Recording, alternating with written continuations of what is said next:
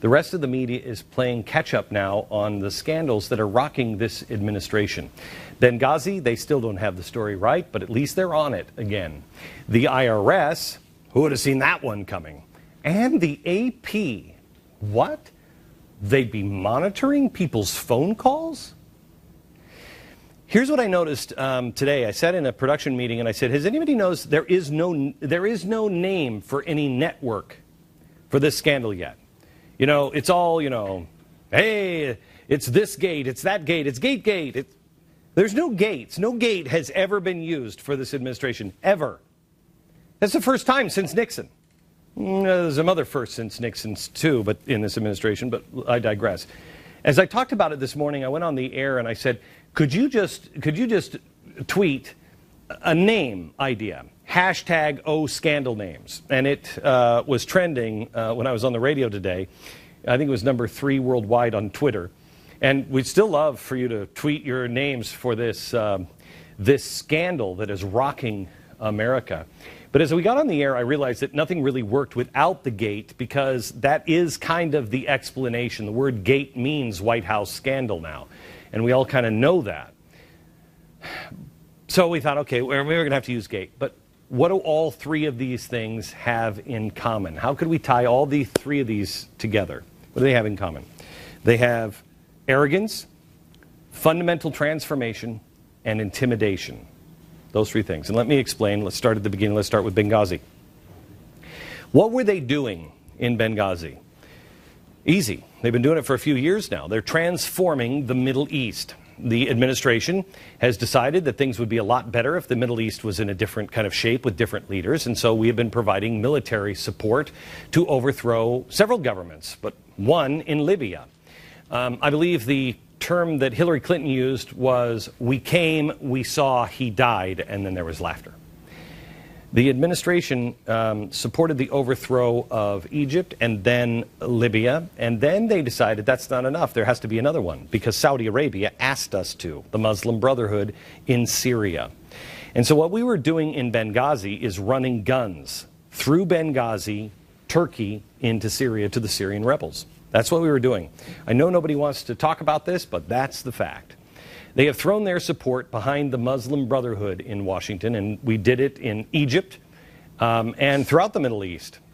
We have supported revolution and violent overthrows of governments. So when you look at Benghazi, why did Ambassador Stevens and 3 other heroic Americans die? Well, because this administration was arrogant enough to say, we think we should transform the Middle East with the Muslim Brotherhood. And we know if we explain that to the American people, they're just too stupid to understand that American people won't be with us. So they had to break a few eggs. I think it was Stalin, wasn't it? It was Stalin that said, we have to break a few eggs to make an omelet. Well, what that means is you're going to do whatever you have to do. You'll go around international law, and in the end, if a few people have to die, well, it's best for the collective because we're going to make an omelet.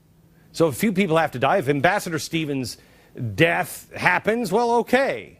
I mean, we're going to have to cover it up, but it's worth it. We're making an omelet. But when you cover something up, it's always the cover-up. You have to intimidate people. You have to intimidate the witnesses, and that's what we found last week on Capitol Hill. Now, let's switch gears to the next scandal. Let's go to the IRS. What's the IRS really all about? This is about transforming political dissent. Our First Amendment gives us the right to petition our government, the right to march in the street, to engage in civil disobedience if we have to. That's a right that we have, guaranteed by the Constitution. But this administration is so arrogant, they believe they can pick and choose who the First Amendment applies to. It's the fundamental transformation of freedom of speech. That's what this story is really all about. This president has not only belittled, but he has used the weight and power of the federal government to harass, intimidate, and attack his detractors. We have told you this for a while.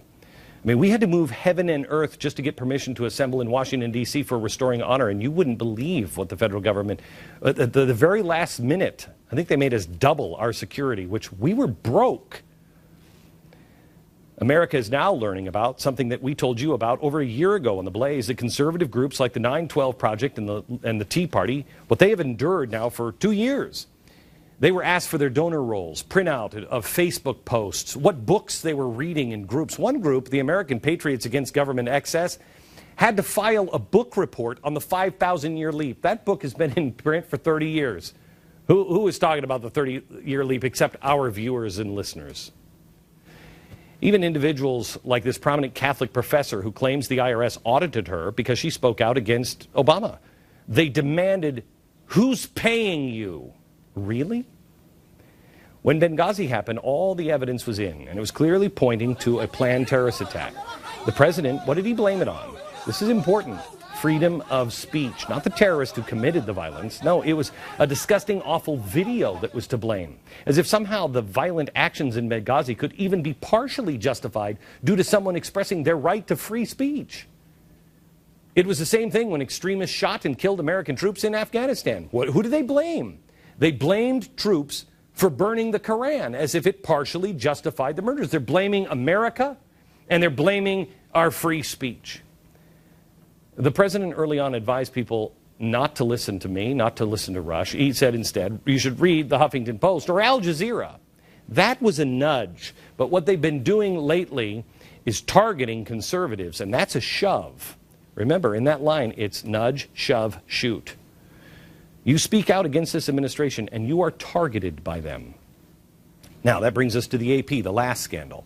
What is this truly all about? This is about transforming the media. Middle East, Muslim Brotherhood, freedom of speech, and Muslim Brotherhood. At the heart of the AP scandal, everybody's going to tell you, oh, it's a deal about a source and a leak. Well, kind of. The White House had a major leak, and they have to stop anyone from speaking out. Here's what really happened. They had a leak. The White House said, hey, don't run that story. The AP didn't for a while, and they said, give us your source. They said, we're not going to give you our sources. Rightfully so. They didn't. And the DOJ went around the Constitution. Or did they? We don't know.